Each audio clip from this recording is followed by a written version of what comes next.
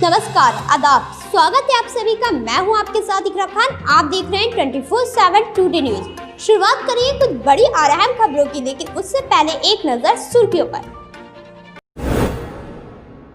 कमजोर पड़ने लगा किसानों का आंदोलन, चिल्ला बॉर्डर पर कम हुए प्रदर्शनकारी। 12 दिसंबर को दिल्ली जयपुर और दिल्ली आगरा हाईवे पर चक्का जाम करेंगे किसान नेता राकेश सिंह टिकैत बोले, नए कानून हटाए बिना नहीं होगी आगे की बातचीत। 15 दिसंबर को कल दौरे पर जाएंगे PM Modi, renewable solar project का करेंगे शुभारंभ। संजय रावत ने कहा, अगर किसान आंदोलन के पीछे चीन पाकिस्तान का हाथ तो करे सर्जिकल स्ट्राइक। 14 दिसंबर को देश भर में धरना प्रदर्शन करेंगे किसान। अब महाराष्ट्र में रेप के दोषी को होगी मौत की सजा, शक्ति एक्ट को मिली मंजूरी। यूपी सरकार बना रही है किराएदारी कानून, लोगों से मांगे गए सुझाव। सोनू सूद बने टॉप ग्लोबल एशियन सेलिब्रिटी, 2020-50 एशियाई सेलिब्रिटीज में शीर्ष स्थान हासिल। और हर घर तक कोरोना वैक्सीन पहुंचाने का ब्लूप्रिंट तैयार, इलेक्शन कमीशन की मदद ले सकती है सरकार।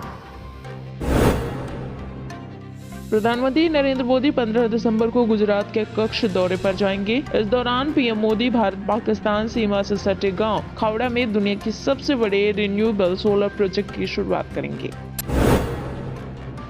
किसानों ने नया कानून वापस लिए जाने तक आंदोलन को और तेज करने का ऐलान कर दिया है। किसान अब दिल्ली को घेरने की तैयारी कर रहे हैं, तो वहीं 12 दिसंबर को दिल्ली जयपुर और दिल्ली आगरा हाईवे पर चक्का जाम करेंगे। इसके अलावा किसान 14 दिसंबर को देश भर में धरना प्रदर्शन करेंगे। इस पर भी अगर सरकार नहीं सुनी तो बीजेपी के मंत्रियों और नेताओं के घेराव किए जाएंगे। कृषि कानून को वापस लेने की मांग पर किसान अड़े हैं। उनको लगता है कि जिस हित और हक के लिए वो 14 दिनों से खुले आसमान के नीचे सियासी घमासान को तैयार है, उनका वो हक पूरा नहीं हो रहा। इस दौरान पहलवानों ने सिंघू बॉर्डर पर ही कसरत करना शुरू कर दिया। धरने की जगह खिलाड़ियों ने अस्थायी जिम बनाया। वहीं पंजाब के वेटलिफ्टर से लेकर कबड्डी के खिलाड़ी तक यहां कसरत करते नजर आए। किसान नेता शिव कुमार कक्का का कहना है कि सरकार के प्रस्ताव में कुछ भी नया नहीं था। किसान यूनियन नेताओं ने सरकार की ओर से भेजे गए प्रस्ताव को देश के किसानों के लिए अपमानजनक करार दिया।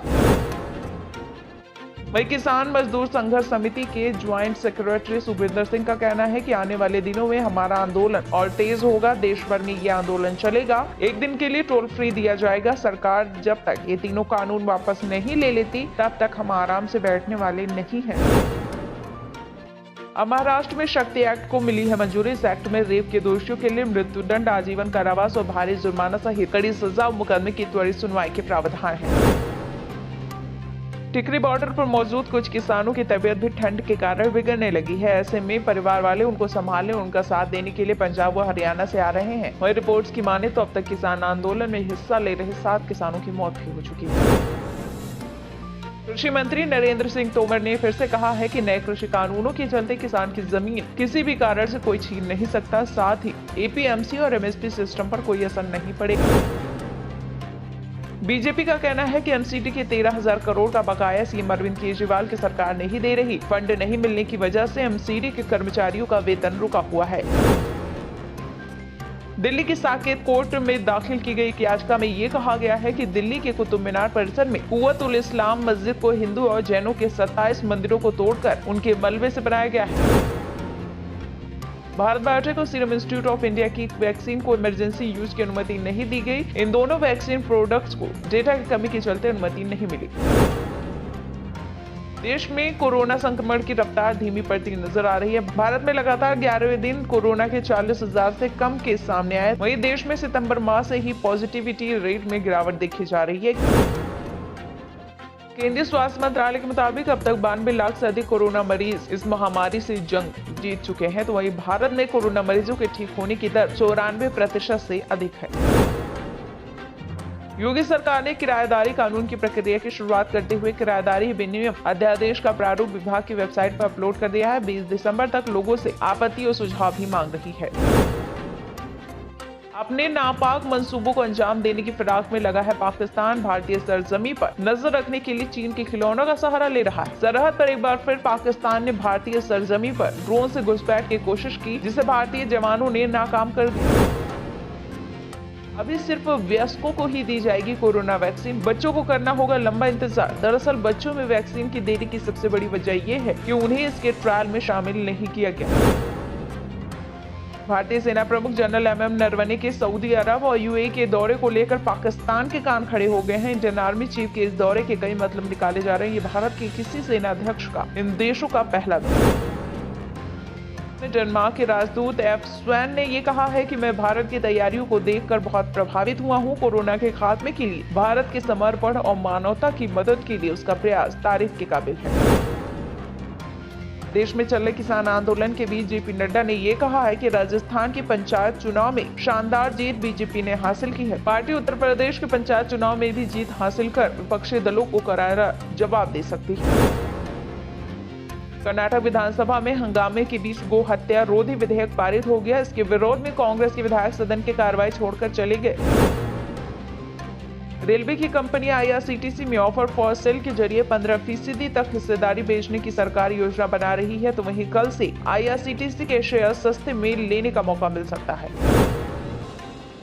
CRPF में 30 वर्षीय महिला कांस्टेबल ने रेसलिंग कोच और चीफ स्पोर्ट्स ऑफिसर पर रेप यौन उत्पीड़न का आरोप लगाया है। आरोप लगाने वाली महिला कांस्टेबल CRPF के लिए रेसलिंग में कई मेडल भी जीत चुकी है। बीजेपी के राष्ट्रीय अध्यक्ष JP नड्डा राज्य में भाजपा के कार्यकलापों का जायजा लेने के लिए 2 दिनों के लिए कोलकाता दौरे पर हैं। उन्होंने व्यापक जनसंपर्क अभियान में हिस्सा लिया और कहा कि पश्चिम बंगाल में अगले वर्ष अप्रैल-मई में विधानसभा चुनाव होने। त्रिपुरा के CM बिप्लब देब ने ऐलान किया था कि वो 13 दिसंबर को जनता के बीच जाकर लोगों से पूछेंगे कि उन्हें मुख्यमंत्री रहना चाहिए कि नहीं। अब बीजेपी हाईकमान ने उनसे 13 दिसंबर के प्रस्तावित जनसभा रद्द करने को कहा है।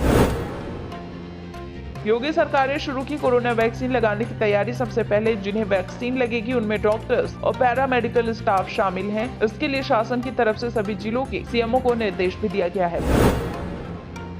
पाकिस्तान के प्रमुख अखबार एक्सप्रेस ट्रिब्यून ने कहा है कि खुफिया एजेंसियों से संकेत मिले हैं कि दिल्ली में जारी किसान प्रदर्शनों से ध्यान हटाने के लिए भारत फिर कोई दुस्साहस कर सकता है या सर्जिकल स्ट्राइक। ब्रिटेन दुनिया का पहला ऐसा देश है जिसने कोरोना वैक्सीन के इस्तेमाल की मंजूरी दी। वहीं शुरुआती दिनों में ही वैक्सीन लगने से कुछ लोगों को एलर्जी हुई, जिसके बाद अब सरकार ने कहा है कि वैक्सीन को हर पैमाने पर परखने के बाद ही मंजूरी दी गई है। ऐसे में सिर्फ 2 लोगों के अलावा किसी और को कोई दिक्कत नहीं आई। अब ब्रिटेन के मेडिकल डिपार्टमेंट ने एक चेतावनी जारी की है और कहा है कि जिस भी व्यक्ति को दवाइयों से रिएक्शन या खाने से होने वाले रिएक्शन की दिक्कत हो, उसे अभी ये वैक्सीन न दी जाए। भारत के प्रधान न्यायाधीश शरद अरविंद बोबड़े की मां को पारिवारिक संपत्ति की देखभाल करने वाले एक व्यक्ति ने कथित तौर पर 2.5 करोड़ रुपए का चूना लगा दिया।